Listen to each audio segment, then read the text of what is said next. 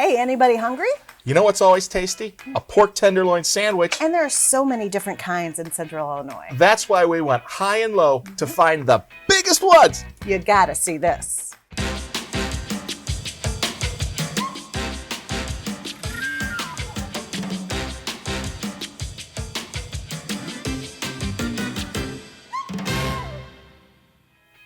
We're gonna get to those monster-sized tenderloin sandwiches in just a minute, but maybe your favorite is on the list. It's always interesting to me that in different parts of the state, people have favorite sandwiches. Like in Chicago, they really like the Italian beef. In Springfield, it's the horseshoe. But here in Peoria, we really like those deep-fried pork tenderloins, and the bigger, the better. You ever wonder why those big tenderloins, especially those really super big ones, are popular in Central Illinois? Check this out. The deep-fried pork tenderloin sandwich, or, as it's simply known among its many fans, the tenderloin. It's the quintessential Central Illinois sandwich, but it wasn't born here. It originally was purportedly created in 1908 by Nick's Kitchen in Huntington, Indiana, near Fort Wayne. But then as now, it's much like a German Wiener Schnitzel, though made not with veal, but pork. So with pork as the main ingredient, it's not surprising that the sandwich is most popular in 4 of the top pork-producing states: Indiana, Iowa, Missouri, and Illinois. But in the land of Lincoln, you won't find many tenderloins in Chicago, or in northern Illinois, or in southern Illinois. It's a Central Illinois thing. The basic recipe is simple. The pork loin is pounded, dipped in flour and egg, then coated usually with either breadcrumbs or crushed saltines, before getting dunked into a deep fryer. Decades ago in Peoria, Hunch Drive-In had a loyal tenderloin following. But there, like all area joints serving a tenderloin back then, it wasn't much bigger than any other sandwich. But in the 1980s, some restaurants turned toward the tenderloin as a publicity gimmick. Enter Schooners, which opened in 1981 in Peoria Heights. Owner Greg Gebhardt's wondered how to get people to come through the front door. You need a theme, you need something. He thought, how about a big tenderloin?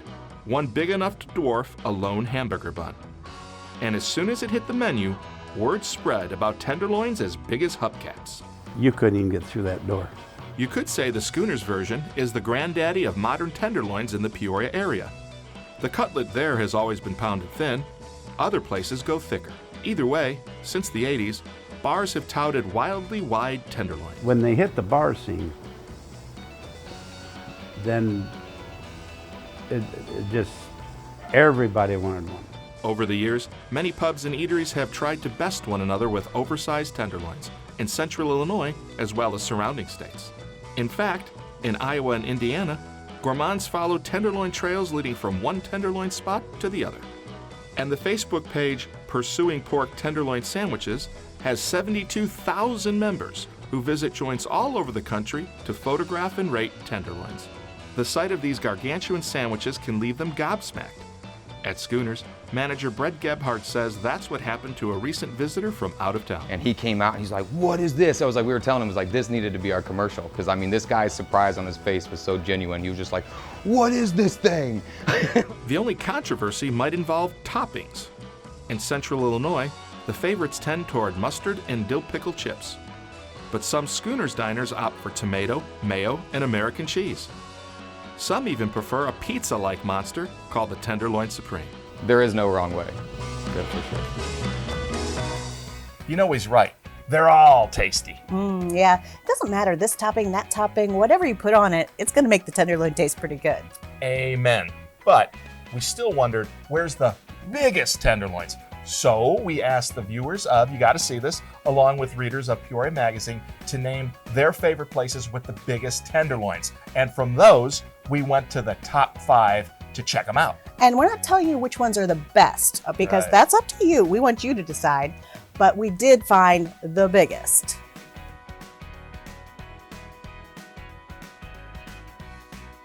And we got scientific. At each stop, we pulled out our trusty scale Bing. to make sure we got a precise weigh-in. And you're gonna see some of that process in the upcoming videos. Well, and in the official weighing, we took off the bun and all the accoutrements, and we took off it off the plate, and we weighed just the tenderloin itself. And you know what? I'm getting kind of hungry. Me too. Who's ready to jump in the car and get to our first stop? Let's head to Fulton County and Cuba. the tenderloin has been something of a lifesaver for Weematuck Country Club. The 193-acre club, which stretches near the Fulton County city of Cuba, had fallen into disrepair. But in 2019, new ownership overhauled the course and clubhouse. But to keep things humming, they needed to draw more customers to the bar and grill. And they've been coming in droves, thanks to the Tenderloin. It was created by former restaurateur J.K. Keith, who also happens to be Weematuck's chairman of the board. We get the meat in the entire loin. We cut it to fit what we want it to do, hopefully by weight most of the time, and then we hand pound them out.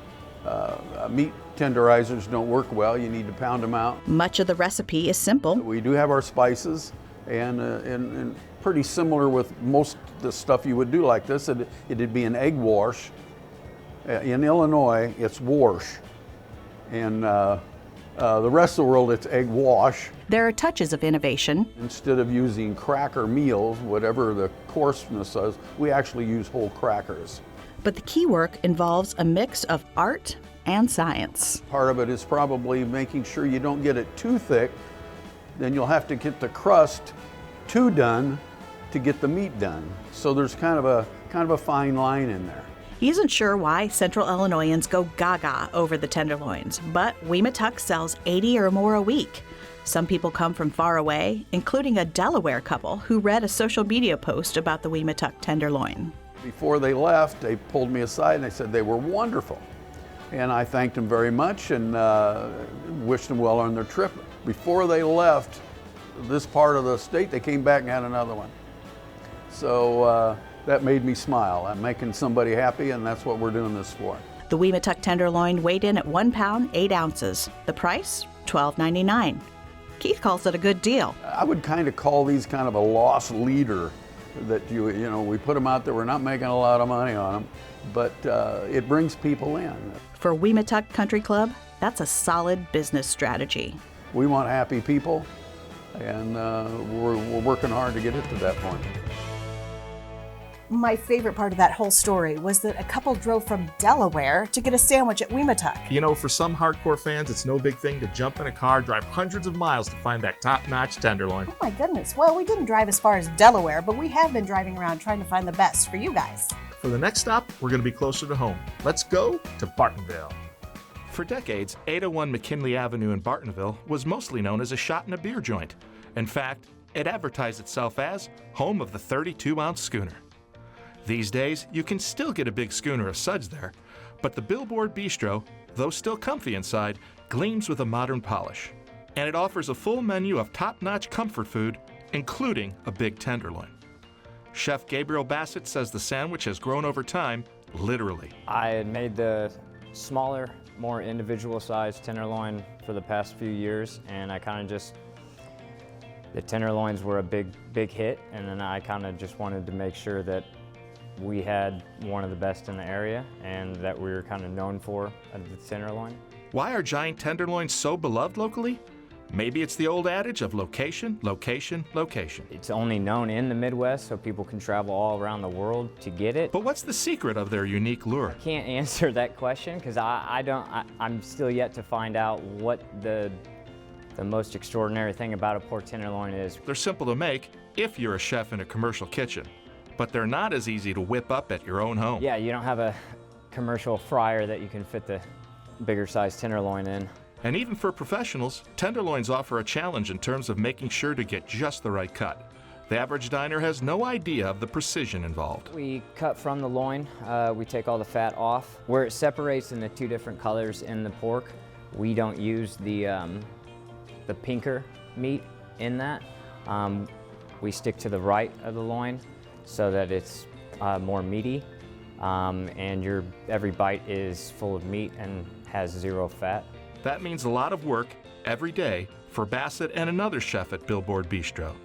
They cut and cook upwards of 400 tenderloins a week. Tenderloin rookies are especially impressed when the tenderloin arrives at the table. So much so, they'll gasp with wild reactions. I give you the PG rated ones. Overall, it's shock and wonder. The Billboard Bistro tenderloin weighed in at 1 pound, 14 ounces. The price? $14.99, or just $10.99 on Tenderloin Tuesdays. I've had a handful of people eat the whole tenderloin, but it's our kind of a motto around here is you order here for 2 meals, one for eating here and then one for at your house later. Have you ever tried one of those bad boys, got it all down in just one sitting? Are you kidding me? Those are giant. And they're getting gianter. Well, we're actually headed on our way back to Fulton County and hello, London Mills. At Spoonies Bar Grill, its famous tenderloin happened pretty much by accident. In 2009, Deanna Anderson bought a pub in London Mills. It's never been a big place. These days, aside from Spoonies, there's a bar and a mechanic shop nearby.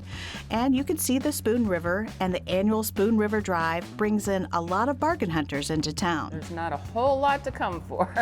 When Anderson bought the place, the menu already had a pork tenderloin, but the loin wasn't much bigger than the burger bun. We've come a long ways with our loins. Her husband was in charge of cutting tenderloins, a tiresome task. So rather than make a lot of smaller sandwich cuts, he decided to reduce his workload. When we first started, my husband was the one that cut them. He just got tired of cutting them. So one night he just like, okay, I'm just gonna cut these even bigger and let's see what happens. What happened was people loved them. And bring on those monster loins. Then it just kind of made us popular for big tenderloin. In fact, the oversized sandwiches became too popular for Spoonies to handle in-house. We couldn't keep up at all after that. So then I had to go somewhere and have my loins cut. And then we would, still pound them out and bread them here. But we're back to cutting our own loins and everything. As for the recipe, Anderson will share that Spoonies uses cracker meal, but that's all she'll reveal. We do use certain things, but we don't like to tell what it is. We've had several people ask us. That's something we usually just don't throw out there. Whatever the wizardry, the customers are hooked, and Spoonies sells 300 a week, and even Anderson isn't sure of the lure. Honestly, I am not sure because it just kind of blew me away once people are like, oh, look at them big loins, and then we were kind of known for big loins. Spoonies tenderloin weighed in at 2 pounds, 1 ounce. And though diners love those tenderloins, their eyes are usually bigger than their stomachs. We got a few people that can eat a full one, but most of the time they're just way too big for one person. See, I told you. It was way too much food for one person. Well, I get it, and that's why the next place really blows my mind. They've got a food challenge with not just 1, but 2 tenderloins on one sandwich. I mean, we tried it, and it was delicious, period. But it was also way too big. Really big. Time for stop number 4, Pekin. How many tenderloins do they make at Asher's Bar and Grill? We have one person on each shift that is their specific job is to do tenderloins. From staffers to customers, the Pekin Pub takes their tenderloins seriously. In fact, the original recipe came from a collaborative effort.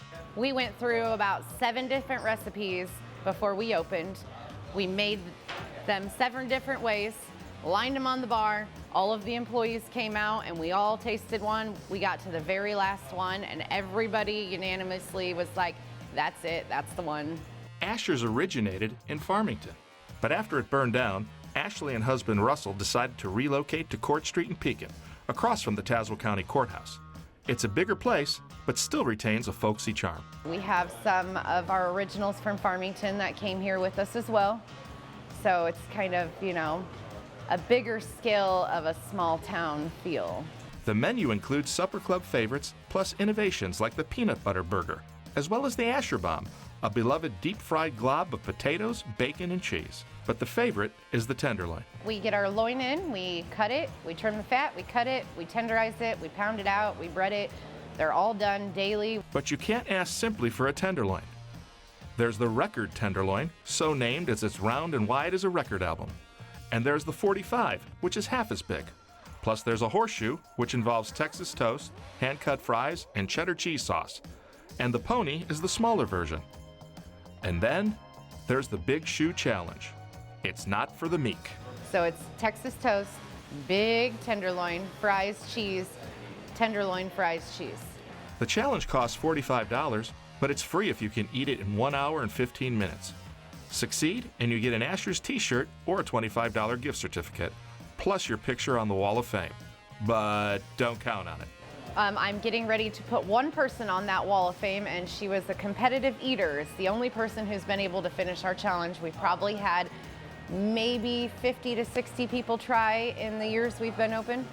Then again, even failure is fun. I think it's more of the not a reward, just the excitement and fun of the challenge and defeating it. Everybody says we should do a wall of shame instead of wall of fame for all the people who've tried. And when we get people in here, we make it a big to-do. It's a, it's an actual show. Like, everybody watches them. Everybody knows they're doing the challenge. It comes out, it's huge. Everybody stands up. People take pictures. It's a whole thing. Asher's tenderloin weighed in at 2 pounds 5 ounces. Yet even amid so many tenderloins and so many varieties, owner Spencer still isn't clear why tenderloins are so beloved in Pekin as well as the rest of Central Illinois. I don't know, it's a Midwest thing. I've always grown up knowing a tenderloin, but then people come from other states and they're like, oh, a tenderloin, I've never had that before. I mean, I don't know, maybe it's everything's fried here in the Midwest, so maybe that has something to do with it. Those are some great places that we visited, and they have amazing tenderloin. And if you've ever wondered how to make one yourself at home, here's our resident cooking expert, Mary DeSoma, going to show you how. The pork tenderloin sandwich is a huge favorite in Central Illinois. And I say huge and favorite together because, well, need I say more? It all starts with a tenderloin roast. You want to cut your roast into 4-ounce pieces and cut them on a diagonal. This will give you more surface area for the meat. And you pound it for 2 reasons. One, you want to make it nice and thin so it cooks fast and evenly. And secondly, pounding the pork tenderizes the meat. I use the parchment paper because I don't want the meat to stick to the pounder. Make sure that you pound your pork slab to about 1/4 inch thickness. I always start pounding from the center and work my way out. This gives your cutlet a nice round appearance. In my first bowl, I have an egg and some milk. In my second bowl, I have my breadcrumbs, and I'll add salt, pepper, garlic powder, a little bit of onion powder, and of course, a little bit of Italian seasoning. First, we'll dip our pork slab into the egg wash, get it good and coated. I like the excess to drip off. Now for the breadcrumb coating. Press down on the meat so the breadcrumbs get onto the meat nice and evenly. Once it's breaded, place it right on a parchment-lined baking sheet. I have to tell you a story. When I first saw this pork tenderloin sandwich at my farm, there was no question who's the star of the show, this pork tenderloin, and my family just loves it. I put enough oil in the pan just to cover the bottom, and I know the oil is ready when it starts to shimmer when it gets up to temperature.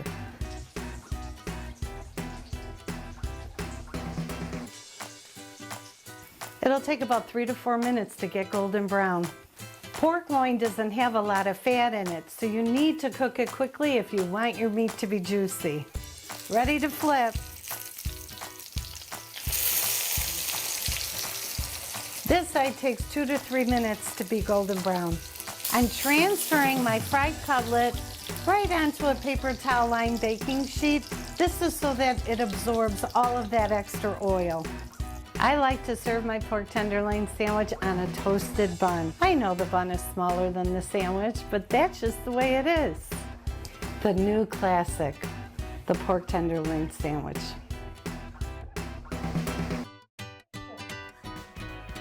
Here's the moment you've all been waiting for, the tenderloin that topped the scale. And for this one, we took another bit of a drive to a place that few people watching this have probably been to. Heck, they probably haven't even heard of this town. It is a small town, but it has a big tenderloin. And our biggest, in Little Leonore.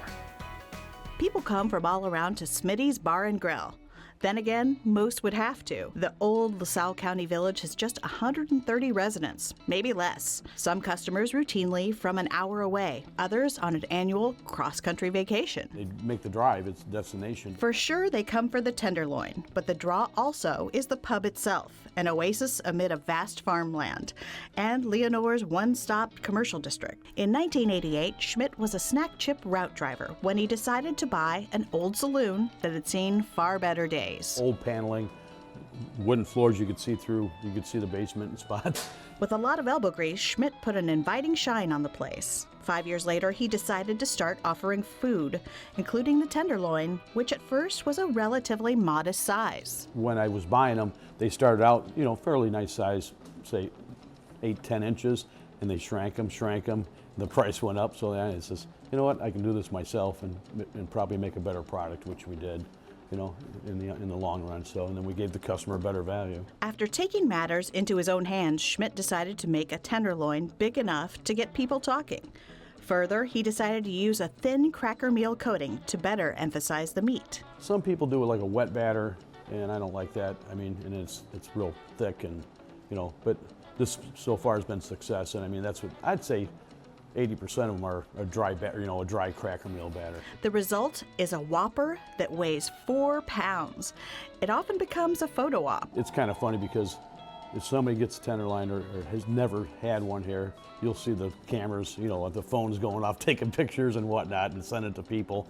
And I think that's the best advertisement, is just word of mouth. Not everyone can handle the prodigious porker. It's kind of a challenge sometimes to eat it all, and then probably 50-60% of the time they get an extra bun and split it, or they take it home and have a meal or meal or two afterwards, so they like the value. And if we did a little one, we went and it's just something different, I think, and it draws them in. If you finish the tenderloin, the prize is mostly the satisfaction of a job well done. There's very few people that do it, but some of them will, and usually we'll buy them, if they're drinking, we'll buy them a beer or something. All in all, people keep coming back again and again and again. In a good summertime, when we get the motorcycle traffic and everything's rolling good, we'll go through 350 a week.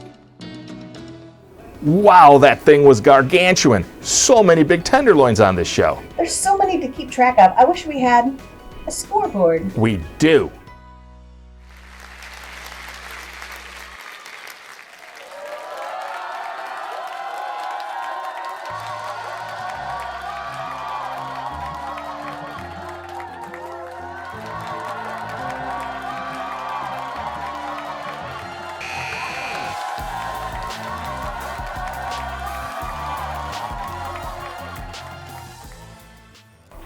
We've had a lot of pork tenderloin sandwiches. We packed in a lot of pork, and that's a lot of road trips and a lot of fun. But remember, those are just by weight. There's plenty of other places that, they even have smaller tenderloins, and those are delicious too, and we like to know about those. And we want to know from you, especially. You have ideas for shows, or you want to tell us your favorite tenderloin place, that's fine, but I think we've had enough tenderloin for a while. What do you think? Send us an email at the address on the screen, and if it is about tenderloin, we might have to take a pause, but we will be ready for next time on You Gotta See This.